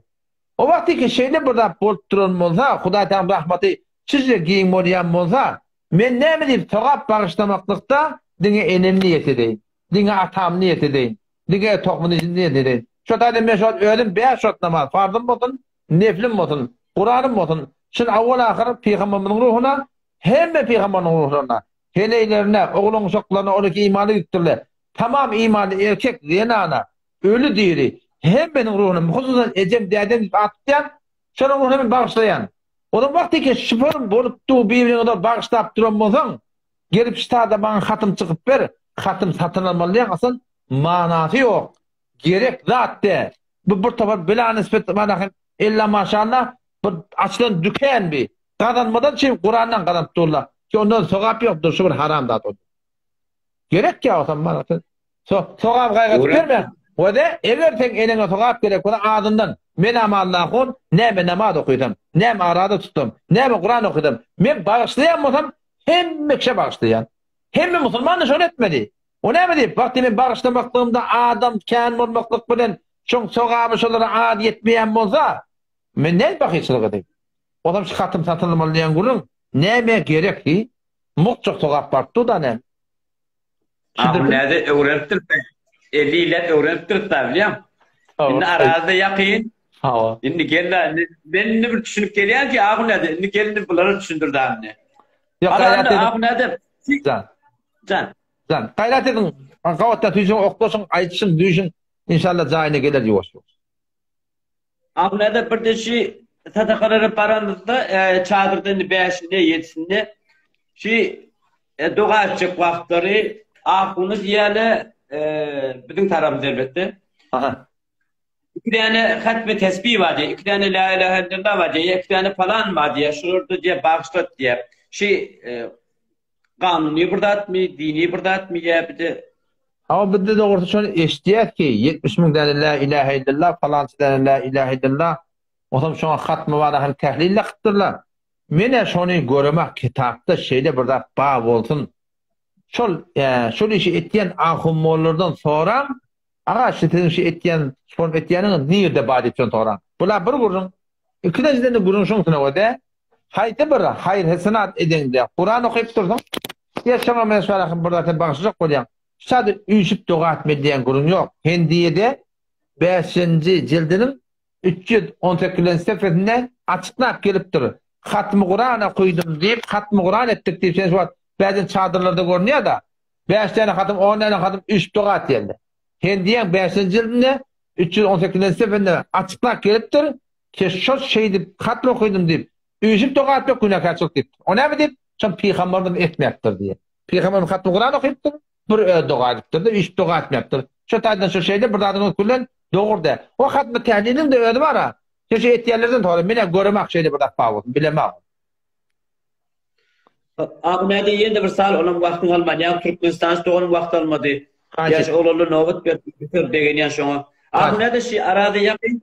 Birin yanında mescitken de onun bir ertiğinin şey seheriydi ya iftariydi. Şu örgüt yani mescidine tabi olmalı mı bir yarım dakika bir 40 bir dakika goley iyi bolya da. Hem de çekmiyor da. Yok o da ağda çarda ya dan atarda adana tabi olmalı. Belki vakta karamalı. Tamana dan atar va şayet adancımız yatık kalsın 5 dakika 10 dakika sonra mı çektin? Onu ödemeli. Elinde ovqat va, ovqatı salat va her şehirde de olmalı yer koyupturlar. Şu vakti ödemeli. Hem dan atarda vakti ödemeli. Adından ad 5 dakika evun çek. Ağdını çekmeli ihtiyat gerekli. Ve ağdaçarda da şeydi. Ağdaçarda da vakti ödemeli. Şayet adam 4-5 dakika sonra mı çektin? Vakti girenden sonra onun karışmaktan gereği yok. Adam melak bir yapısında. Yok adam melak. Ne dan atarda adam melak, ne ağdaçarda adam melak. Şu vakti karama. Abi ne de bir de ayçatadım ben geçen seri live'da Hacakun Arif Kovayt'ta şu kabiri şu münazara koyacak şu Kasım Akun falan ne şunu bir fakat Türkmenlerin muşkini hal edecek bolup diyeler kabir fikret yere demur yerden münazara ne olur ne olur şunu bir millete düşündürdük bu münazarada bir bolacak iş yok bir iki tane Türkmen bir muşkili hal edecek. Böyle kabir fikret yere münazara bir Türk bilen barliya bir ataat burhavı millet bir Türkmen beni alıp bir tavukları bir az agayet çek bolunuyor. Bu şuna izin Hacakun. Bollu inşallah bolya. Masatan gonumu deniz. Tanrı yakan. Bolya. Assalamu alaikum. Aleykümselam. Ata eğer oğlunu günah dese olursa. Git ara kap gel.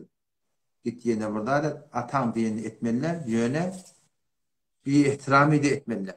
Evet de atan qarrı olsa. Tirege öğrentir. Burada da öğrentir. O da biliyorsun doğru değil. Mecbur olyanmada on yalak kurunda olur mezur oldu adam on hukmayı. Onun bana öyle haydi bir ata şeriatın tersine büyüte diye etmeler elbette bir ihtirami etmeyen ata.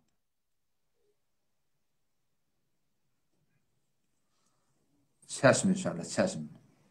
Kemal Abadi. Çeşme Kemalcan. Sen aydan kulak atar.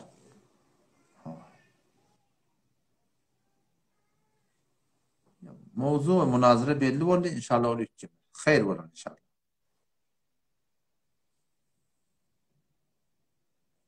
Tıkkaydım bu da tədə oğlanın dünya gelen mi olsa oğlan dünya gelen mi olsa oğlan dünya gelen qeyd olsa bir hüküm var oğlan olsa bir hüküm var qeydin olan mı musab elbette esen taqab bir günah yok bir tane koyuldur qeydin olan mı o tam şunu 3 söyleyeyim bir böyle öyüne bir böyle qariplara bir böyle mimar çağıryan tadaqa veriyor şunda irat yok eğer etçek olan mustahab sawab şey Peygamber'in sünnet boyunca şey etmeli, edebiden sünnetin, etmediğinden başka da etmem. Halaf sünnet, onu pişirecek, bulamak pişirecek, burada pişirecek, Peygamber'in sünneti ütletmem. Edebilsen Peygamber'in sünneti ütledin, Peygamber öyle tertibine bir yol koyuptur, şu yolu ütletmelerden Müslüman.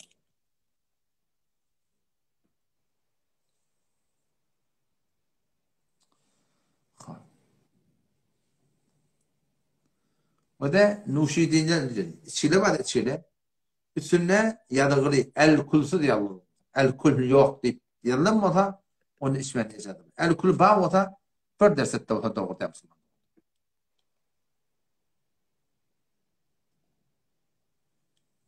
Kellerini çargı doktamaklık vehhabiyetin alameti. Yok babası. O bendele nem Arabistan'da defetini günleşip var ya şunu içmek. Ne kadar adet doğurtturdu.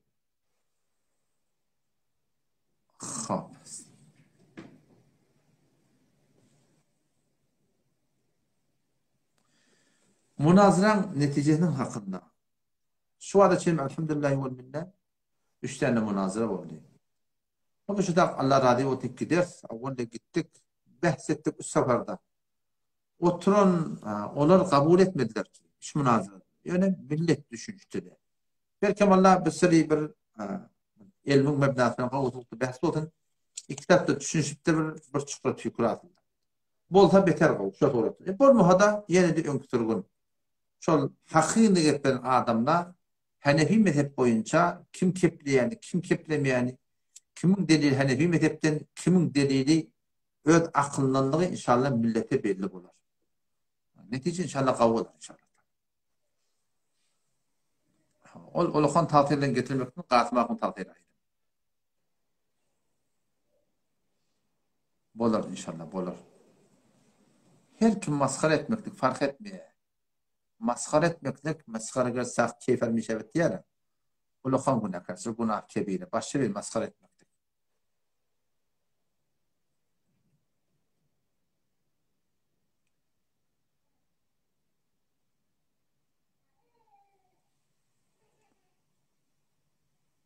Düşünmedim aytyanlardı ne?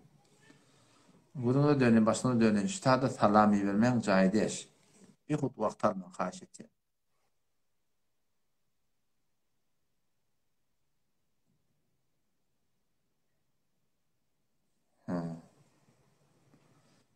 Bir zat deyip durdu, Müslüman doğdu.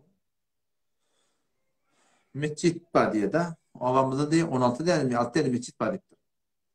O zaman şöyle diye, aman sokarlarını bagıcı diye tavaşih koyuyor. Ahır nasıl? Ben arada Pompidin'e vardım. Oğul Angır'da, Gayrı'da. Pompidin ileride. Ben barıpta ayak kola gördüm. Şeyini Pompidin'i kurulmak durun yani. Ahına. Barıp orada oğan içinde mescitte kurulmak durun. Yatacak ba, turacak ba, gelecek ba, gidecek ba. Mimarlardan ba olacak. Sen yenilecek, elan et, mescitte kurulmadın. Gelecek adam vardı. Gelir misin? Bu formunda Ahmet icat etmektik bir adamdan, beyinden kaçtan gevren çekmek tarafı yapıyorlar.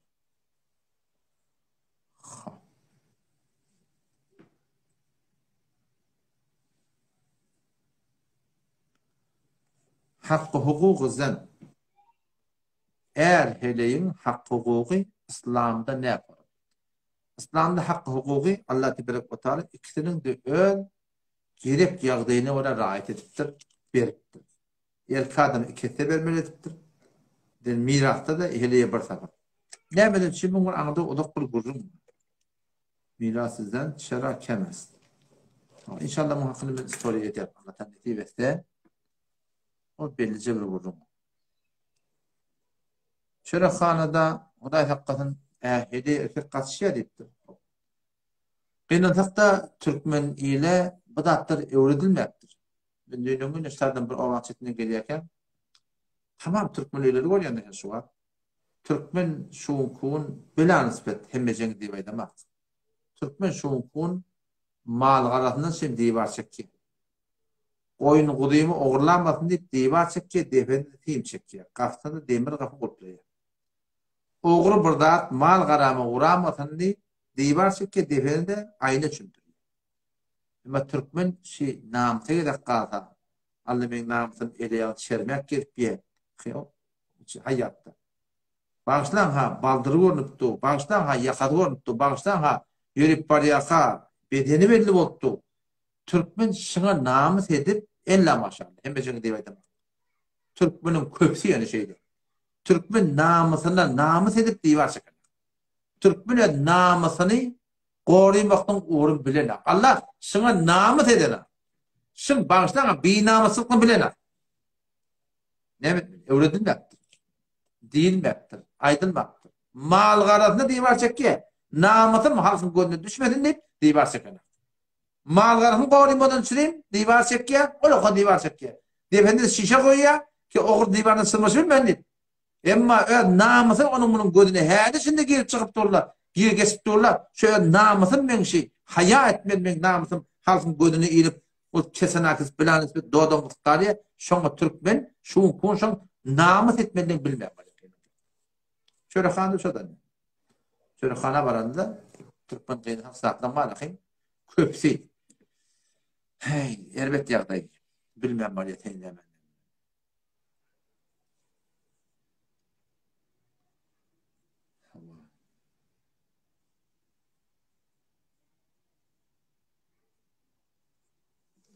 Oğlum şon kulağına adan çekmeden çıkma. Ahım bunu gerekke. Kuducunu alıyor. Kıblağın için bakıyordun. Sağ kulağına adan etti o şoktan. Sol olanı tekbir et. Adan çekmeden iş var mı? Can şuraya baktıran kulağın. Adan ayında şimdi 5 şot namaz var. O yetine mal sırada hayrı o da gerekke. Tadı adan çekiyordun. Kulağın tekbir et. Ama ahım getirme burada. Ahım da getirdin. Getirdirin ahım ağam. Onda bir iratı yok. Ayıplı da attı değil. Yöne oğluncuğu dünya gelim iyi yandan çekmek. Ama ahun gödüşüp burada edip gece koymalı attı. Tündet boyunca çalamcak adan çekmeli. Şu doğrultuda var ahım şunun bir şeytandan dağıttan korunmasına sebep oluyor. Ona bir kıymet koymakta da etmekte. O da doğru demsin. Ben adan çekeceğim bana falan çapul vermeli diye vururum. Bu da da yok. Tadı bilmeyen ne mi deyip icazı vermeyen o bana. Hop yargılı bilen bolur erhenit.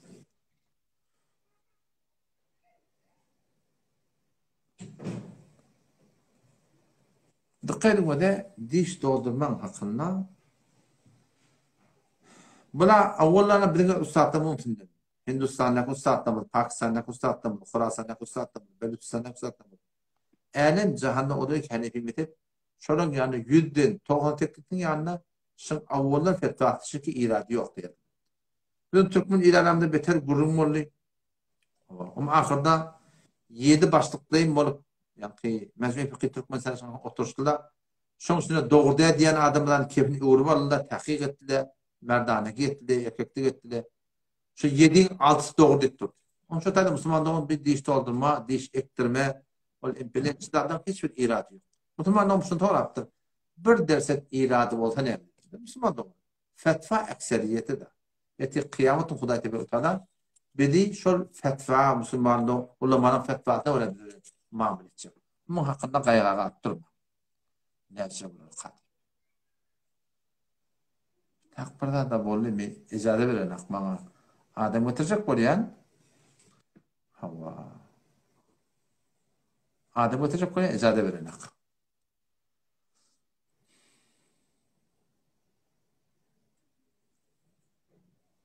Dikkat edin o da bir adam ölüptür. Fakat kıyıdı var. Oğlu yok. Başka kişi yetti ama o başka kişi yetti. Doğullarını yetti. 5 tane kıyıdı olsa, bir tane ayalı olsa, 3'ten 2 tane var oğullarını verir, tek giden bir var ayağını verirler. Kalanı şu an manakı çoğudu. Enes var, atat var, onu da yeter. Onu bakımda bulmasa doğullarını yeter.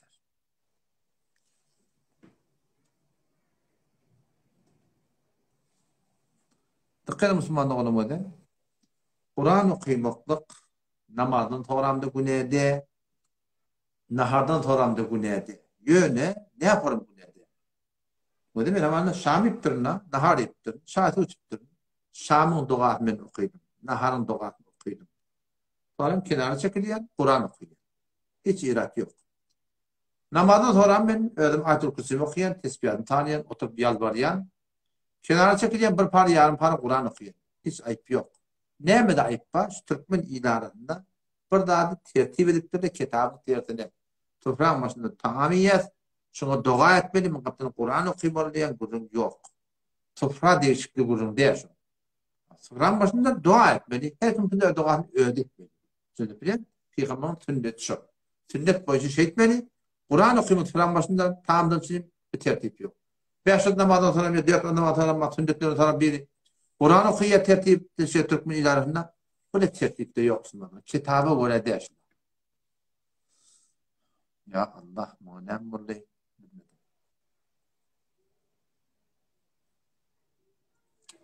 Hop, bu tadan adam getirmeni icade vermem. Bak şuna olayım. Dikkat edin o da Kızılı neti almaktan hakkında bir gurum var. Avval kızıl neti almaklık doğru diyedi. Ne doğru diyedi? Hakkı var doğru diyedi. Ama ne doğru diyorlar? Ne böyle şey doğru da doğru olacaktır. Kurun şunu o da kadim zamanında. mülkler, yurtlar, şola pul, yani çağ bedellerine, dolar olsun, Türkmenistan manatı olsun, İran'ın tümeni olsun. Buna şu pullun anırtında kızıl varmıştık diye. Ama 1 milyar dolar, şu muğdarsa kızıl varmıştık diye. O zaman şu tayda şu pul, aynı şu kızılın hukmununa, kızılı pulun hukmununa, şu taydan kızılı niyeti almak doğru dediktirler. Çünkü şu kızılın beyanı, şu pulun anırtında kızıl varmıştık diye. Ama indi buna değişikliği, indi devletten arasında geldir, neftir, top yarağıdır, tesilat-ı cengi. Şunu mesela ortağa göre ne ol? Şabedilen pulun iğdinde kırılma diyen gurun yok. Ki var kırılanmak, neti almak doğru değil deyip. Şu tayda ne? Şu kun kırılı, neti almaklığın iradı yok.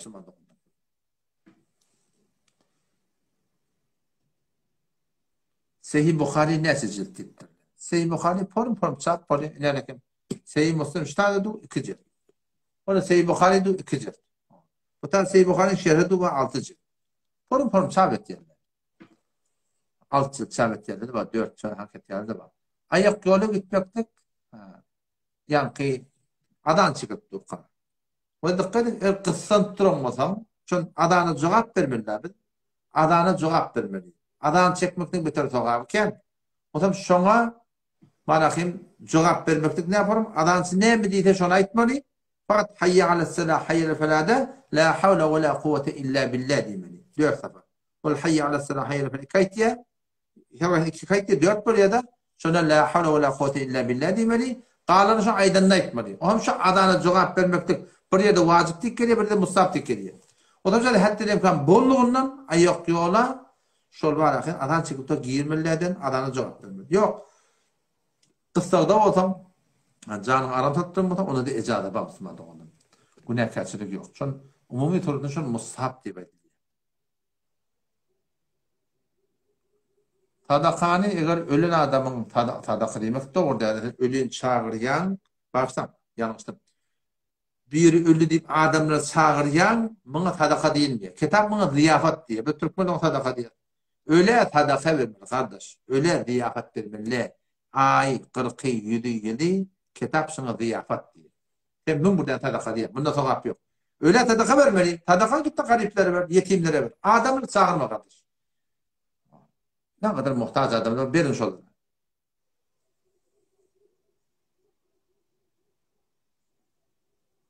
Sakkalı sıyırmaklık. Sıyırmaklığa yüdeyi haramdır. Onun şek yok. Küçüğüne sakkalı koysam yine de bir ulakan günah karşısından çıkıp durkan. O bir günah karşısından ne mi? Erkek bol hedeyime de şolmaklık. Sakkal mortun ayrıttı var ki üstüne gelmektik bir hedeyime de şolmaklık. Bunların hakkında cüdegani peygamberimiz İbrahim'le anlatır. Asıl bolmaz şeyle. Şu kaptarla burtutum, bu kaptarla burtutum, eteklerle burtutum. Şu oluyor sünnet-i muakkeden terk etmek Müslüman doğan, bu da ulakan günah karşısından. Şunu getirmeli. Elbette ağzına ıstı yine günahın ağırdır. Qalanın hakkından doğadın inşallah. Günah karşısından yoğun çıkmayız.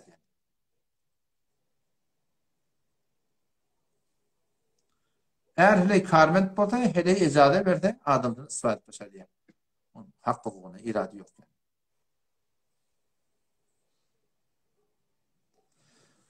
Bir adam deyip durun 3 tane sure biliyor. 4 rekat namazda ne yapar bu kızın? 3 tane sure hamana benemem de tepeti biliyor. Ya başta kul huvallahu biliyor, felak biliyor, nas biliyor.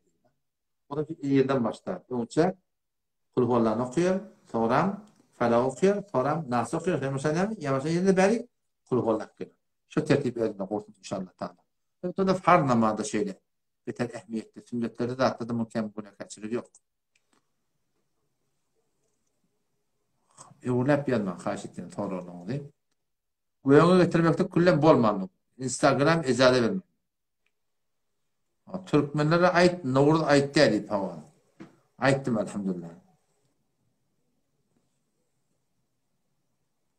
Ne 2 tane aydın var, başka aydın yok.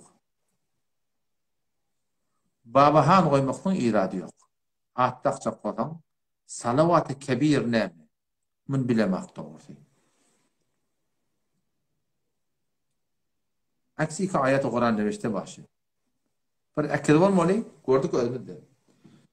Yani akıl çıktırla, ahulağa, akıl o kaptanda ayet-i kursi yapacaktır. Hem şol akılları, şon ýalakları hatta kabristanda kabadrak ýerde gömün. On başlamahında diýer ýak bor aratarda tuwap oklap koýberem. Adana jogap bermekdige de gaýta şu öz mehelläň adan. Inki adan ýakynjak meçit bar, meçidin şoňa jogap bermek. Hemen jogap bermek gerek. Janyny nejat bermeden çirin kofr etmek. Janyny nejat berjek bolýar. Otam malahym seni mecbur etýär şu taýda. Hudaýa tewdir ýa-ni. Peýgamber tewdir diýdiler. On Kur'an'da Allah Teala şoň ejad etdi. İlla men ukriha ve kalbuhu mutmainnun bil iman etdi. Bir adam doğrusunda salınsa yüreği yönü imandan doğru, iman hakkı ananma şol ýaly kıyadayda Hudaý Taala peýgamber tewmekdige janyny nejat bermek üçin ejada. Eger onu etmende bar şehit bolsaňa onu yeter näme.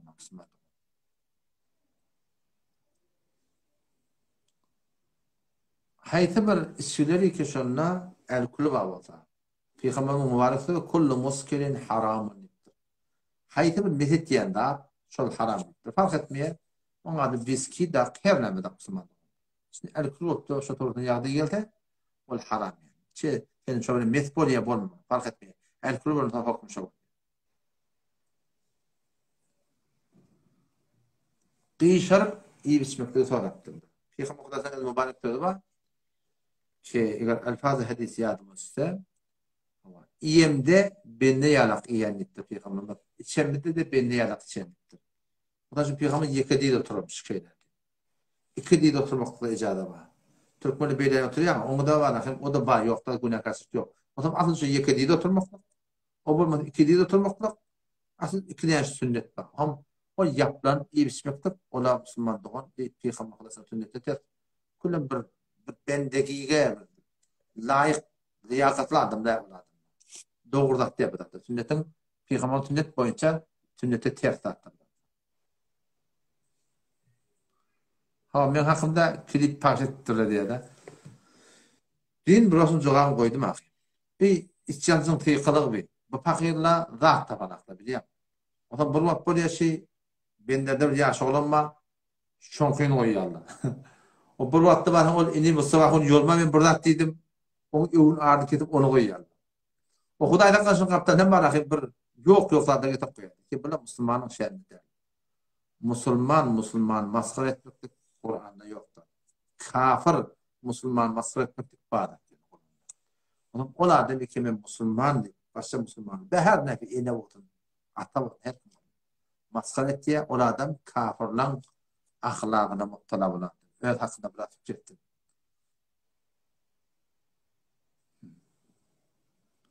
Mamulada kıymet tevmiller diye bakıyorlar. Kıymet tevmiller diyenler ne mi diptir? O da ilanatında bir kıymet var. Yani Türkiye'ye gidip durdun. Pakistan'a gidip durdun. Zırmık getip durdun. Papak getip durdun. Türkonek getip durdun. Cumhur getip durdun. O tembelin ardan attırdın.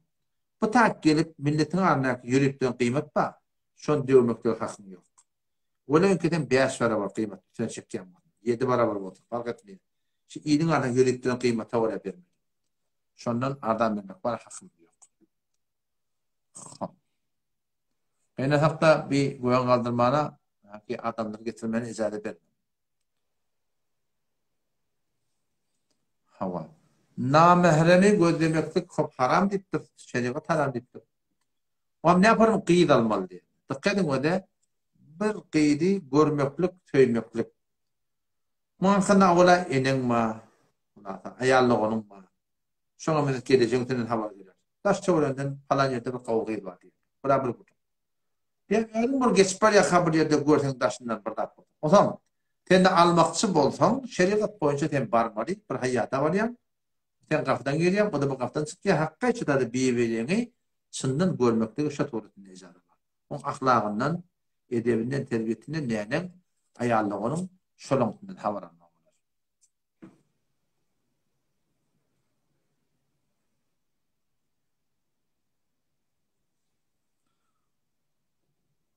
Taqaýdyn bir wagtdir oglany bolar diýip.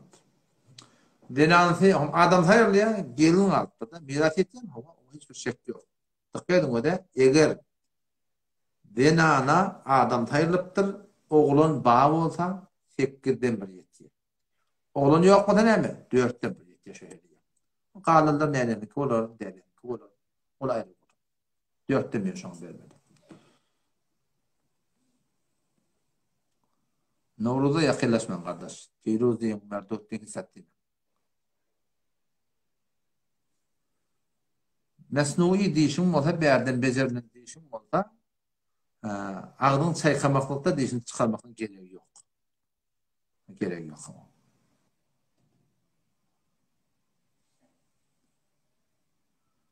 Müslüman doğumu soraptır ki, günah ediptir. Doğru, estağfirullah diyeyim. Günah porum oluyor Müslüman doğumu. Hava. Günah porum oluyor. Yani fakat estağfirullah diyeyim, bunu günah bağışlanmıyor. Dilin bilen, yürekten kıyınanıp, dilin bilen yalvarıp, öğrep etçekke diyecektir. O da teyze yaparım. Ölümü hudayhan yaparım. Ne kadar günahlı var ki, o da hakkın nas var. Birini töhmet tutturun, birini kıymetini tutturun, kalat fitla vertirsin. Bunlar cobran, namarı kaptırtırın, bunlar cobran, Müslüman. Yönü tavı edeyim bunu, bulmuyor.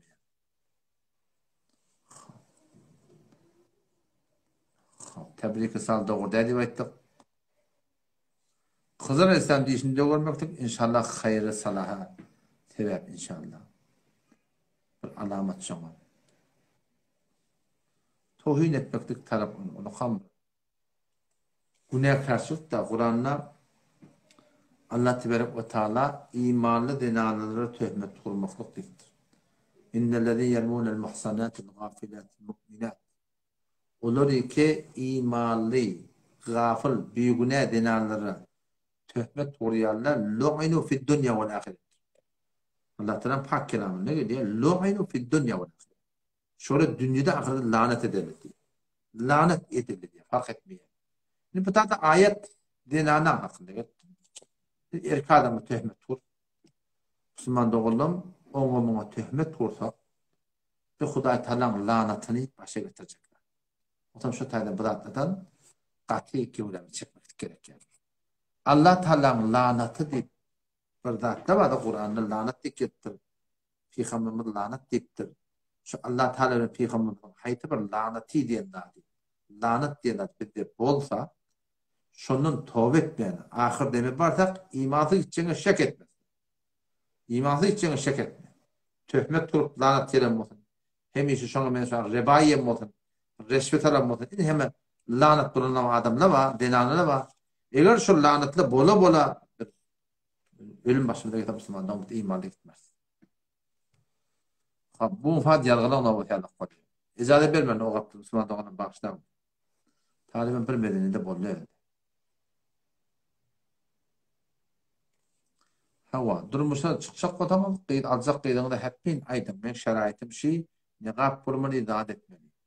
Hava konsert haram mı settesi haram. Qıcaq, dutar, gitar hem haramdır Müslümanlar. Adam dadın immanla zın girmekliğine delil var. Men Peygamberimiz aydık Müslümanlar. Sırahda hadisi geliyor. İmmanında kan yürüyüşü alak zılla da adamların içine gidiyor. İnsanın içine gidiyor. Şu tesellü tafbiliye bilmeyem imanına vura, amalına vura, eser etmeli, namazı dini vura, bol muhada, on kullen manakın şat olutundan, başına korkudan. Hava gevurel denana, oturup namazı kıtlaşadı.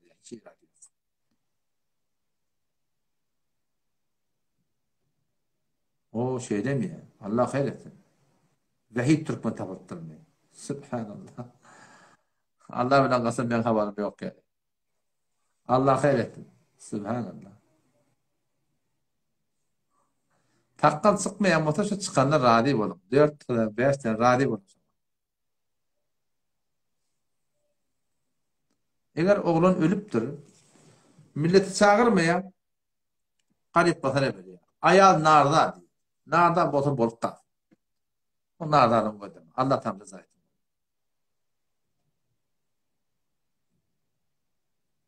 Pir tutulmaklık Müslümanlığın mustahap zat. Tamam. Mustahap zat. Denanan eğer yüzün örtmeyen olsa alaka yüzün ört değil mi? Ona bilen de ne kadar ama bilmedik de şey değil mi? Sen ona suyuculuk bir ahlak kokun, edep kokun, ehtiram kokun, katlaştır. Dindar hanıvaları bilen kitap bir okuyutun daha desin. O şatoratında kendi köpten köp düşün bir yeni de etmeyen mata onu da o direkti ayarların ayrışma. Juda bol. Ya bu difen bitirtirdim onun anartsen bu ne yapsın. Denananın çörexana gitmekteki. Öyda erkadam bola denananın çörexana gitmekteki. Bula erkadamdan anarbaşı petligi. Öyda adam yok. Öyda adam da bolsa var akın bir elbet yağdı merid barda. Denarlı hicab İslamiyetini yüdügoda örtülce, eldeske şeyilce huşeş İslami yankı çarşav yalak son yalak çıkmaktan icadına.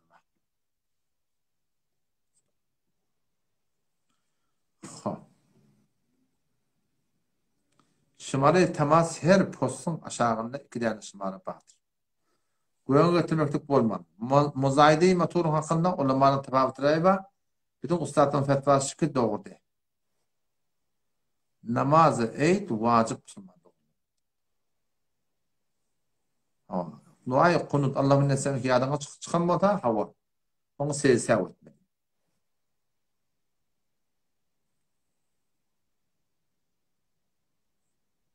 Eğer bir adam var da ödenen SMS'i verdim.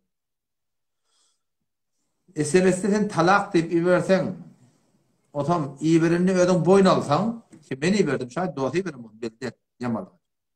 Talak bu diye. Yazmaklık en keplemeklik yapar ki yok. Eğer yok denarına başka bir keplereydi ama talaktan başka da değillerim diyeyim o da.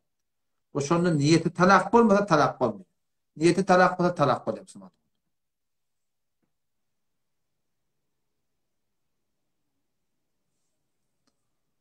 Yerdinden etek feles batıp bokuda kıymırlayan matan namazını okuyup. Fakat estağfurullah iş bitmer. Bu kellen kıymırlaması ecada var. Namazını okuymasın. Karnetlen eydilerin hakkında ulamalı cevaz verdiler almakla. Pejlerde musabığı oyuptular. Ben bilmeyen ne yapar musabığı. Açma oluyor. Eğer o da bir pejde var musabığı oylayan mı da? Musabığı bir İslami dağıt oldu. Ama İslami dağıt. Diyantı tertip olmadı. O tarafta var ahmet öğrenilen caizle koyan mı da? Şonda müşkül yok. Yok berdek maskara vaziyeti olsa. Şidatlı iki öğretmen bezin koyar. Onlar da koşulmaktan onu kamu koyar.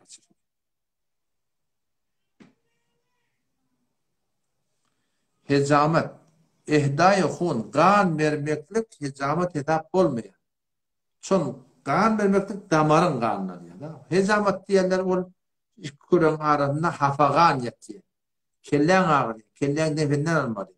Hafagan, ol kan, damarın kan ne? Ol hafagan. Hecamet bilen ehdai kun, güle park etti. Ol onu iyi mi yapmışsın?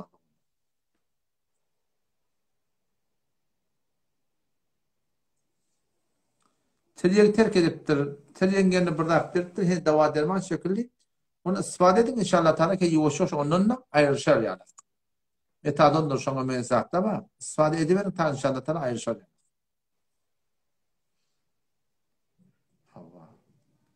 Zekatın hakkında şundan dem orttursan zekatın hakkında yardım etmez mi oradan? Zekatın hakkında dem olanmasa şu burada bir mesele toradılar zekatın hakkında. Mal garan zekatı. Koyunun, sığırın zekatı. Hop koyun negar düzde getiririm olsa ya yılın köpünü düzde getiririm olsa onda 40'tan bir şöyle tertip 122 şeyle koyan vermedi. Ama bir adamma koyun saklaya, öyde saklaya 10, 20, 30 ya sığır 30-40 sığır saklaya. Mın zekatı ne yaparım? Mın zekatı çıkarım mı de? Öyde saklayan malından da zekat var. Haydi burada yapalım. Yani 5'e diken nesaba yetti. Nesab ne mi 20 kalkıdıl. O da şu dikkat tarafım 10 tane koyunu var diye. Bundan var altı kespi. 10 tane koyunu var. Bir mıdar kıdılı var. Bir mıdar kumşu var. Bir mıdar pulu var. Başta tatacaktık koyun adı var. Şurada 3 yer. 20 mıtkal kıdılın kıymeti. Şu an tamam 125 milyon şemeden. Şuna yetti. Şundan da bir yıl aylansa şöyle adam 40'tan bir yerim verir. Yok 4-5 tane koyunu var, 2 tane sığırı var. Başında ilahı adı yok. Şu alt satı kesip öldü bana. O zaman hesabı da yetmiyor. Bunlardan zekat dağıt yok. Ödeyen saklanan malın hesabı yetti. Hepini zekat verir. Yok. Bazılarını gözlemeklik bilen, bet gümen etmeklik bilen nikahına irat gelmeye, yönü günah kebire muhtelaf ettir. Ebu İlyas koyuna gelmeye rakip. Ebu İlyas kitap olmadı mı ne? O da Huday hakkında. Onu konu adamda onun bunun namazıydı. Onun netikatten geçiyorlar ne mi diyeyim? Ne mi diyeyim rakip? Onu konu adam. Neyse adamın Huday'da günahını geçecek diye. Biri kim şon? Biri şol yaşlı ki zina ediyor. Gözün de zinatı var. Gözün zinatı ne mi? Onu gözlemek. Ne yapayım? Şu tane katı bir elbette yağdaydı. Yaşlı olup da onun bunun ne yaptığını ödemek.